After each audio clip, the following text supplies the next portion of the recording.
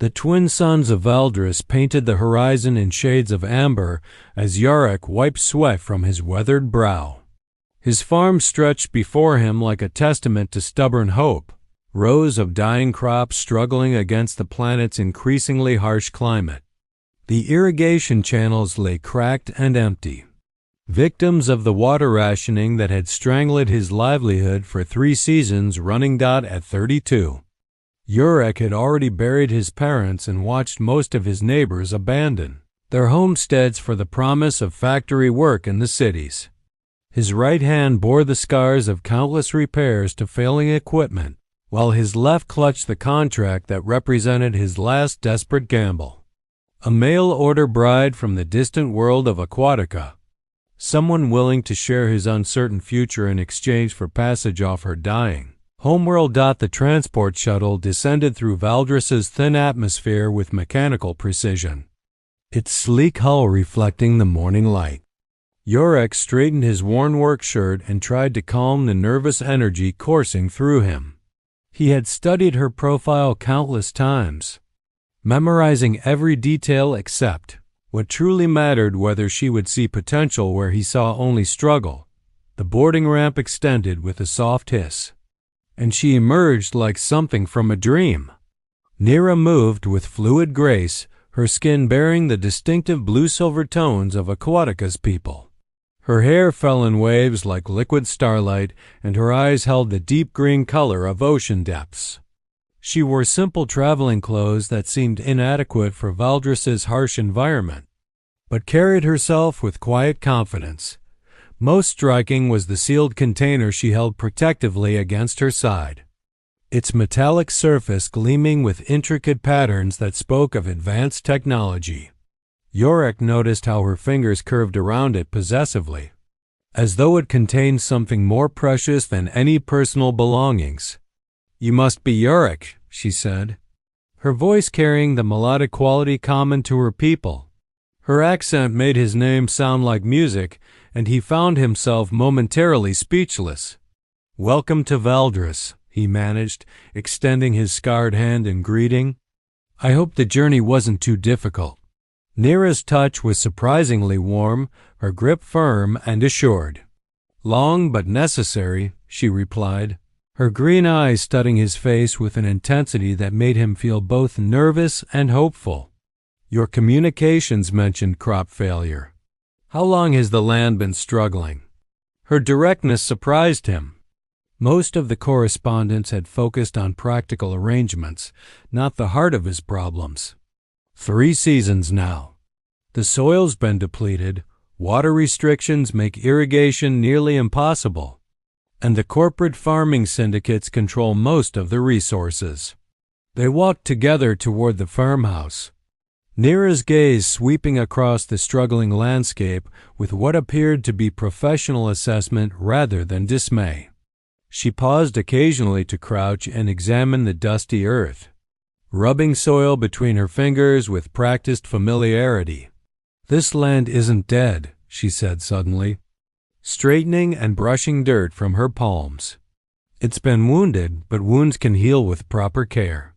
Yorick felt something stir in his chest, a sensation he'd almost forgotten hope. "You sound like you know something about farming." Nira's lips curved in a small smile that transformed her entire face. "I know something about bringing life to places where it's been lost. That's why I brought this." She gestured to her mysterious container. "Tools from Aquatica that might help, if you're willing to trust me." The farmhouse came into view, modest but well-maintained despite the surrounding decay. Yorick led her inside, watching as she set down her travel pack but kept the container close. The interior was clean and functional, furnished with pieces built by his grandfather's hands. "What's in the container?" he asked, trying to sound casual rather than suspicious. Nira met his gaze directly. "Biological samples from my world. Seeds and cultures that could restore soil like yours. They're not exactly legal to export, which is why I had to be careful." Her honesty caught him off guard. Within hours of meeting, she was trusting him with potentially dangerous knowledge. "Are they safe?" Safe for the land, safe for the crops, she assured him. Dangerous only to those who profit from scarcity. Her expression grew serious. Yorick, I didn't come here just for security or passage. I came because I believe places like this can be saved, and I have the knowledge to do it. As evening approached, they sat at his small kitchen table with samples of soil spread between them. Nira examined each handful with intense concentration, sorting them into patterns he didn't understand. Her fingers moved with scientific precision, testing pH levels with small instruments from her pack. Tell me about the water situation, she said. Not looking up from her work, Yorick explained the complex rationing system. The corporate control of wells, the impossible fees that made irrigation cost more than his crops could earn. Nira listened without interruption, her expression growing more determined with each detail. Then we'll start small, she said finally. Work with what we have and build from there. She looked at him across the table, her green eyes bright with possibility. This isn't just about saving your farm anymore. Yorick, this could be about proving that ordinary people can reclaim their futures from corporate control. That night, as unfamiliar sounds of another person filled his home, Yorick lay awake wondering what forces had brought this remarkable woman into his life. Through the thin walls he could hear Nira moving restlessly, perhaps struggling with the same questions about trust and possibility that kept him staring at the ceiling until dawn. Dawn arrived with Valdris's characteristic pale light, but for the first time in months, Yorick woke with anticipation rather than dread. He found Nira already awake in the kitchen, her silver hair braided back efficiently, wearing work clothes that transformed her from elegant traveler to capable partner. I couldn't sleep, she admitted when she noticed him observing. New places make me restless, and I keep thinking about your soil samples. They prepared breakfast together, moving around each other with surprising ease.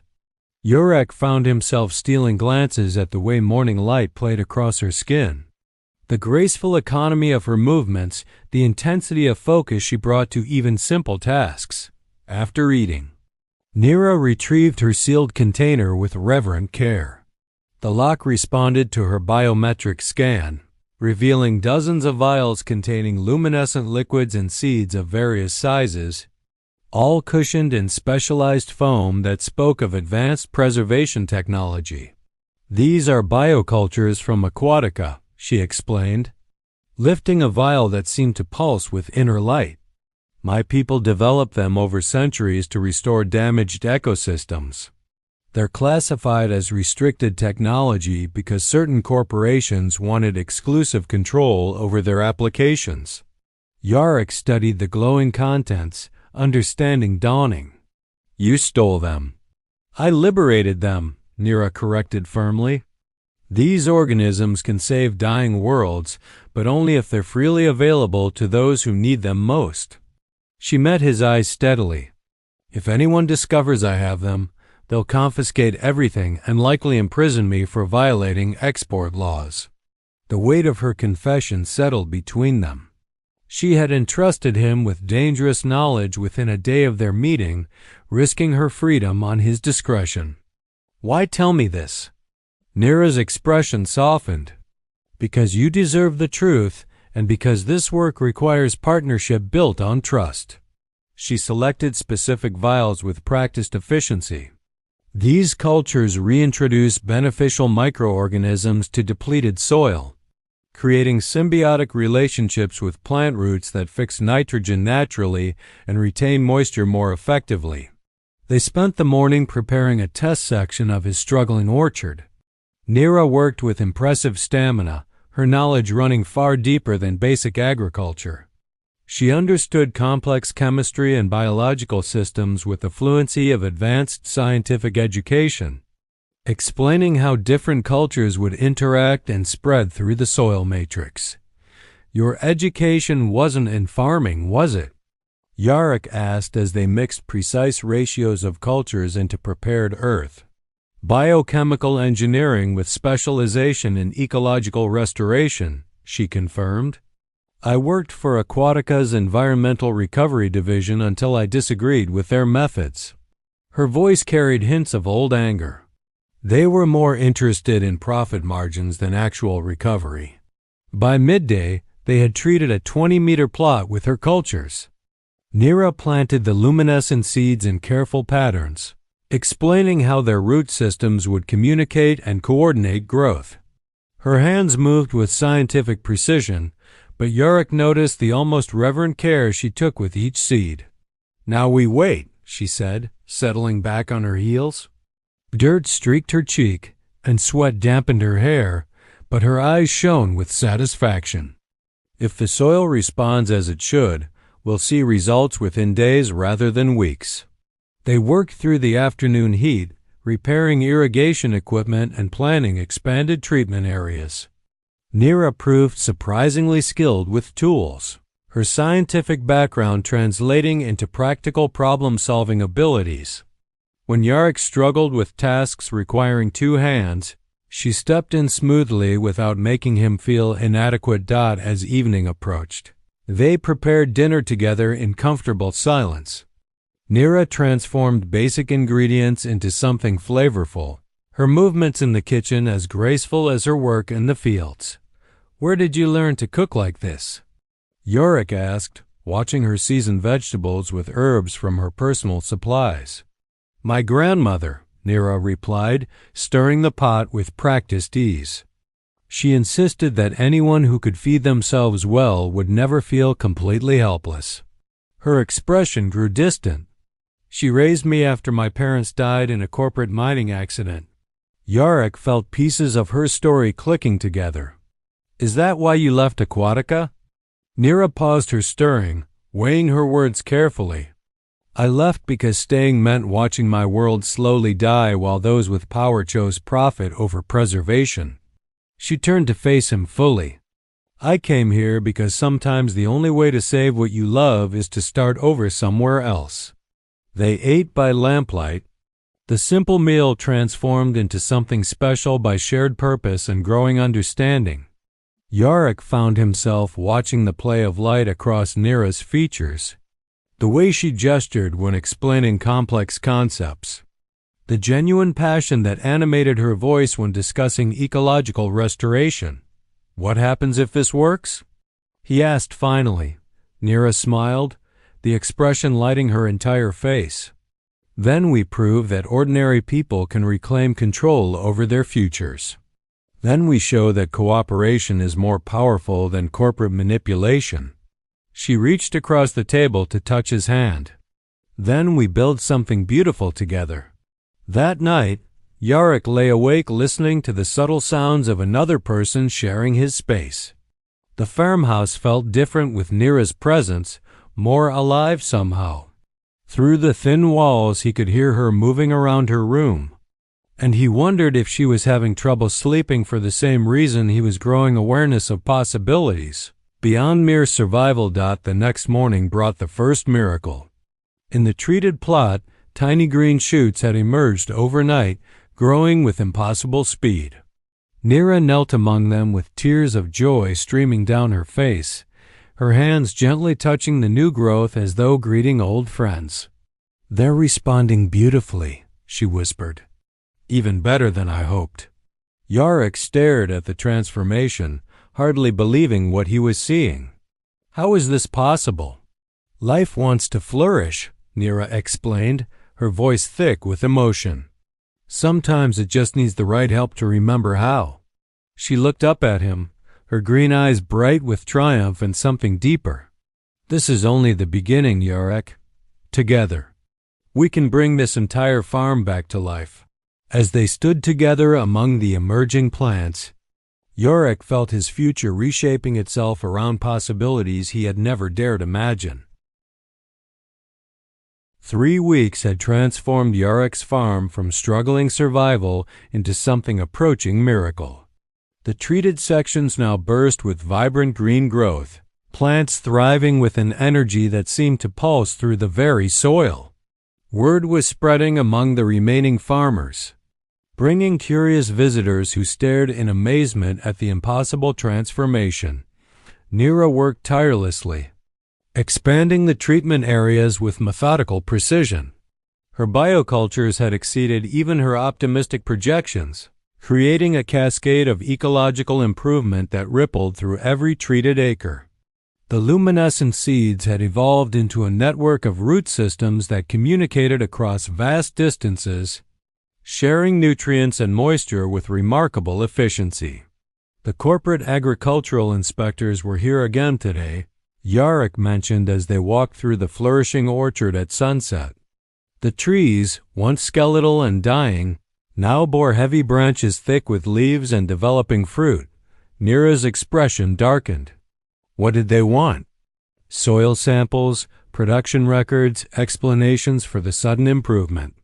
Yarrick paused beside a particularly robust tree, its bark literally glowing with health. I told them we'd found an old cache of pre-depletion seeds, but I don't think they believed me. They continued walking, the evening air fragrant with growing things. Valdris's twin suns painted the sky in brilliant oranges and purples.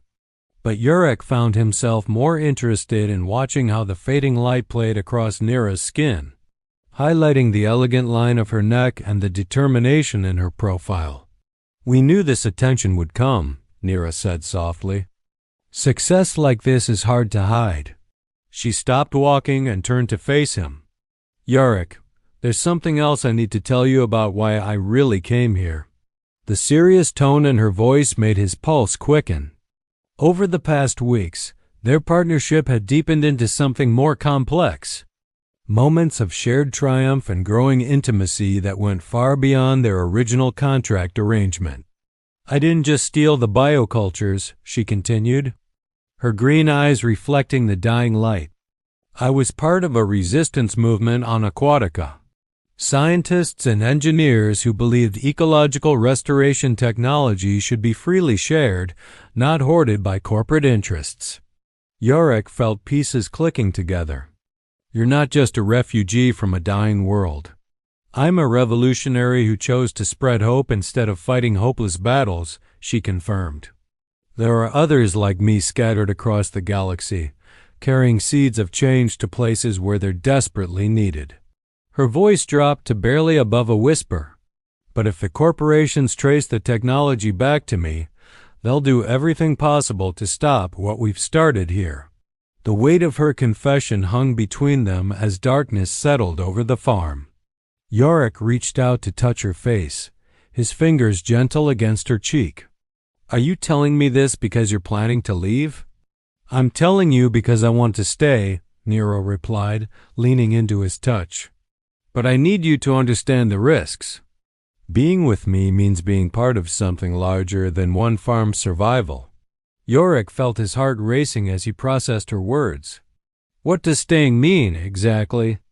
Instead of answering immediately, Nira stepped closer, eliminating the space between them. Her hands came up to rest against his chest, and he could feel the warmth of her through his shirt. It means choosing to fight for what we've built together. It means accepting that our relationship started as necessity but has become something real. The air between them crackled with tension that had been building for weeks. Yarrick's hands settled on her waist, feeling the solid warmth of her beneath the thin fabric of her work shirt. Nira, She silenced him with a kiss that tasted of hope and starlight. Her lips moved against his with gentle insistence, and he felt years of loneliness and struggle melting away in the warmth of her embrace. When they finally separated, both were breathing hard. I choose to stay and fight, he whispered against her forehead. For the farm, for what we've built, for this. They made love that night beneath Valdris's star-filled sky, surrounded by the scent of growing things and the soft luminescence of Nira's miracle plants. Her skin felt like silk beneath his hands, and she moved against him with the same graceful intensity she brought to everything else. In the darkness, she whispered words in her native language that sounded like water over stones, like promises made to the universe itself, afterward. They lay entwined among the thriving crops. Nira's head pillowed on Yarek's shoulder. The bioluminescent plants cast gentle light around them, creating an intimate cathedral of growth and possibility. "The corporate inspection team will return," Nira said quietly, her fingers tracing patterns on his chest. "When they do, they'll bring enforcement agents and extraction specialists. They'll try to take the cultures and probably arrest me for technology theft." Yarek tightened his arms around her. "Then we'll be ready for them." "We can't fight them directly," she warned. "They have resources, legal authority, and military backing." "But we have something they don't," Yarek replied, looking out at the transformed landscape around them. "We have proof that their way isn't the only way. We have hope that's literally growing all around us." Nira lifted her head to study his face in the gentle plant light. "What are you thinking?" "I'm thinking we document everything. Show the other farmers exactly what's possible. Create a network of transformed properties that's too large and widespread for them to suppress." Yorick felt excitement building as the plan took shape in his mind. "By the time they move against us, we'll have created something too big to destroy." Nira smiled, the expression radiant in the starlight. "A revolution disguised as agricultural improvement." "The most dangerous kind," Yurek agreed, pulling her closer. "The kind that shows people they don't have to accept scarcity as inevitable." As dawn approached, they walked hand in hand through the miraculous transformation they had created together. The farm pulsed with life, plants growing with impossible vigor, soil rich and dark with health. What had begun as a desperate gamble had become something neither of them could have imagined. But in the distance, Yarick could see the lights of approaching vehicles. And he knew their time of peaceful growth was ending. The real test of what they had built together was about to begin. The corporate enforcement convoy arrived at dawn, 3 sleek vehicles cutting through the morning mist like predators stalking prey. Yarick and Nira watched from the farmhouse window as armed agents in black uniforms deployed around the property's perimeter, their movements precise and coordinated. Executive Enforcement Division, Nira identified grimly, recognizing the insignia on their vehicles. "They don't send these people for routine inspections." Yorick felt his heart hammering against his ribs, but his voice remained steady. "How long do we have?" "Minutes, maybe less." Nira was already moving, gathering essential samples from her biocultures and sealing them in a portable container. "They'll demand surrender of all restricted materials and my immediate extradition to Aquatica for trial." The lead agent approached the farmhouse with mechanical precision, his armor gleaming in the morning light. Behind him, specialists began setting up sophisticated scanning equipment designed to detect and analyze biological contraband. "Citizens Yarick and Nira," the agent announced through an amplifier, his voice carrying across the property. "This facility is under investigation for violations of interplanetary technology transfer restrictions. Present yourselves for questioning immediately." Instead of complying, Yarick stepped onto his front porch with quiet dignity. "This is private property. You have no authority here without proper documentation." The agent's visor reflected the morning sun as he studied Yarick with calculating eyes. "We have full enforcement authority under Corporate Protection Statute 447. Surrender the fugitive and all restricted materials. And your cooperation will be noted in our report." "There are no fugitives here," Yorick replied calmly. "Only citizens working their legally owned land." Behind him, Nira appeared in the doorway, her chin lifted with defiant pride. The agents immediately tensed, weapons shifting to ready positions as they recognized their primary target. "Nira Kellis, you are charged with theft of restricted biotechnology in violation of export control laws," the lead agent declared. "Surrender yourself for extradition proceedings." "I surrender nothing to thieves and oppressors," Nira replied, her voice carrying clearly across the farm. The technology you claim as property belongs to all living things, not corporate balance sheets. The standoff stretched taut as morning sunlight revealed the full scope of the farm's transformation. Even the hardened agents seemed momentarily stunned by the vibrant growth surrounding them. Plants thriving with impossible vigor in soil that should have been barren. By the depths, one agent muttered, staring at the luminescent network of roots visible beneath translucent soil. How did they achieve this level of ecological integration? The lead agent's attention snapped to his subordinate. Secure all biological samples. Full spectrum analysis of everything growing. Here, his visor turned back toward Yurik and Nira.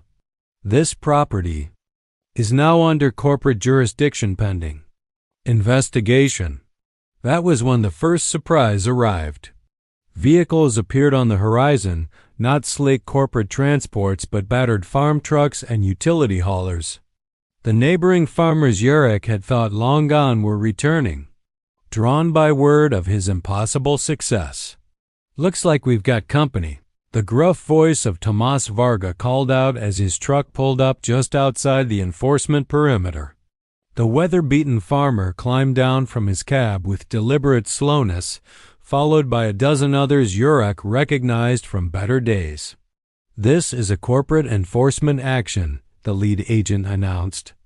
Civilians must maintain distance from the investigation area. Funny thing about that, Tomas replied, spitting into the dust. See, this here's our neighbor's property, and we've got a right to visit neighbors. More vehicles were arriving, creating an impromptu gathering of people Yurik hadn't seen in months. The enforcement team found themselves surrounded by curious farmers, examining the miraculous transformation with growing excitement. Their sophisticated equipment became useless as ordinary citizens wandered through the growing plants, touching leaves and marveling at the healthy soil. This is what our land could look like, an elderly woman named Elena whispered, kneeling to examine the glowing root networks. This is what they told us was impossible without corporate intervention. Agent communications crackled with increasing urgency as the situation slipped beyond their control. More people kept arriving, word spreading through underground networks faster than corporate containment. Protocols could respond. In the midst of the chaos, Nira found herself separated from Yurik, surrounded by agents demanding immediate surrender. But instead of complying, she did something unexpected. She began teaching. The culture's work by re-establishing symbiotic relationships, she explained to the gathering crowd, her voice carrying clearly. Each plant communicates with others through chemical signals transmitted by fungal networks. The soil becomes a living system again instead of sterile growing medium. That's enough, the lead agent snapped. Moving to physically restrain her, Yurik stepped between them, his scarred hands clenched into fists. Don't touch her. Stand down, citizen. Interference with corporate enforcement is a criminal offense. Then arrest me too, Tomas declared, moving to stand beside Yurik. Because I'm interfering as well. All of us, Elena added, her weathered face set with determination. Arrest all of us for wanting to understand how to save our land. The crowd pressed closer, and the enforcement agents found themselves vastly outnumbered by ordinary people demanding answers. Their weapons became liabilities rather than advantages. Since firing on civilians would create a public relations disaster, their corporate employers couldn't afford. In the confusion, Nira caught Yurik's eye and nodded toward the treated sections of the farm. Understanding passed between them without words. While the agents were distracted by crowd control, she began broadcasting everything she knew. The key is microbial diversity, she called out, her voice carrying over the noise. Depleted soil needs beneficial bacteria and fungi reintroduced in specific ratios. The luminescent seeds provide growth hormones and pH stabilization. More people pressed forward, eager to learn. Some produced recording devices, capturing her words for later study. The agents realized too late that their target was transforming from fugitive to teacher, spreading the very knowledge they had come to suppress. The cultures can be replicated, Nira continued, her green eyes bright with revolutionary fervor. Any world with basic biological infrastructure can produce them locally. You don't need corporate permission to heal your own land. The lead agent made a desperate decision. Deploy suppression foam, he ordered. Neutralize all biological contraband immediately. But as his specialists activated their equipment, something unexpected happened. The plants began to glow brighter, their bioluminescence intensifying as though responding to threat. The root networks pulsed with increased activity, and a low harmonic resonance filled the air. They're communicating distress signals, Nira breathed, staring in amazement. The network is activating emergency protocols. Across the farm, every treated plant began releasing spores into the morning air, clouds of microscopic seeds dispersing on the wind. The crowd watched in wonder as the glowing particles settled on clothing, skin, and vehicles, ensuring that Nira's cultures would spread far beyond any enforcement action could prevent. You're too late, she told the lead agent with quiet satisfaction. The knowledge is already spreading. As if to emphasize her point, Tomas held up a soil sample glowing with newly introduced cultures. My truck's already loaded with samples for my farm, he announced. Anyone else want to join the revolution? The enforcement team found themselves facing an impossible situation. They could arrest Nira, but the knowledge had already escaped. They could destroy this farm, but dozens of others would continue the work. Their corporate masters had sent them to contain a leak that had already become a flood dot in the growing chaos. Yorick pulled Nira close, their bodies pressed together amid the swirling spores and shouting voices. Whatever happens next, he whispered against her ear, we did this together. She turned in his arms, her face radiant with triumph and love. Together, she agreed, sealing the promise with a kiss that tasted of revolution and hope. Around them, the future was taking root in ways no corporate authority could control. Seeds of forever 6 months after the enforcement raid, Yorick stood on the hill overlooking his transformed valley and marveled at the scope of change. What had begun as one desperate farm's salvation had become a movement that stretched across multiple star systems. The luminescent crops now carpeted dozens of worlds, their bioluminescent networks creating a galaxy-wide web of ecological renewal. Nira approached from the farmhouse, her silver hair catching the morning light as she carried their newborn daughter. The child had inherited her mother's distinctive coloring and seemed to glow with the same inner light as the miracle plants surrounding them. The Council of Worlds voted this morning, Nira announced, settling beside him on the wooden bench he had built overlooking their success. Full recognition of biological restoration rights. No corporation can claim exclusive ownership of ecological technologies anymore. Yorick reached out to stroke his daughter's cheek, still amazed by the tiny life they had created together. And the enforcement actions? Suspended indefinitely pending new legislation. Nira's smile held deep satisfaction. Turns out that when enough ordinary people prove they don't need corporate permission to thrive, even the most powerful syndicates have to reconsider their strategies.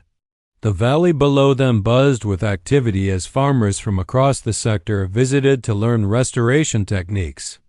What had started as a desperate contract marriage had evolved into the headquarters of an interplanetary agricultural revolution. Tomas wants to expand the seed distribution network to the outer rim, Yorick mentioned, watching his old neighbor demonstrate root cultivation to a group of eager visitors. Says there are whole systems struggling with ecological collapse that could benefit from what we've learned here. We'll need more production facilities, Nira mused, her scientific mind already calculating logistics. and better distribution methods to avoid corporate interference. Their daughter gurgled contentedly, her tiny fingers grasping at the gently glowing spores that drifted constantly through the air around their home. The child would grow up in a world where scarcity was choice rather than inevitability, where cooperation had proven more powerful than control. "Do you ever regret it?" Yarick asked quietly. "Leaving everything you knew for uncertainty with a stranger?" Nira leaned into his shoulder, their bodies fitting together with the ease of long partnership. "I regret nothing that brought me to you," she replied, "though I sometimes wonder what would have happened if you had been less willing to trust a mysterious woman with dangerous secrets. Probably would have spent the rest of my life wondering what could have been," Yarick admitted, wrapping his free arm around his growing family. "Good thing I've always been a gambling man." The afternoon brought visitors from the Galactic Agricultural Collective. Scientists and policymakers eager to document the techniques that had transformed not just individual farms but entire planetary economies. Nira had become something of a celebrity in academic circles, though she remained more interested in practical applications than theoretical recognition. Professor Kellis, one young researcher, addressed her formally, still awed by proximity to the woman whose work had revolutionized ecological thinking across known space. "Just Mira," she corrected gently. "Titles matter less than results." They spent hours demonstrating cultivation techniques, explaining the symbiotic relationships that made rapid soil restoration possible. The visitors recorded everything, planning to establish similar programs on their homeworlds. As evening approached and the guests departed, Yarick and Nira found themselves alone with their daughter beneath the star-filled sky. The bioluminescent plants created a gentle cathedral of light around them, their soft glow competing with stellar radiance. "What's next?" Yarick asked, bouncing the baby gently as she began to fuss. "Elena's organizing a collective to tackle atmospheric restoration on Kepler 442b, Nira replied, her voice soft with contentment.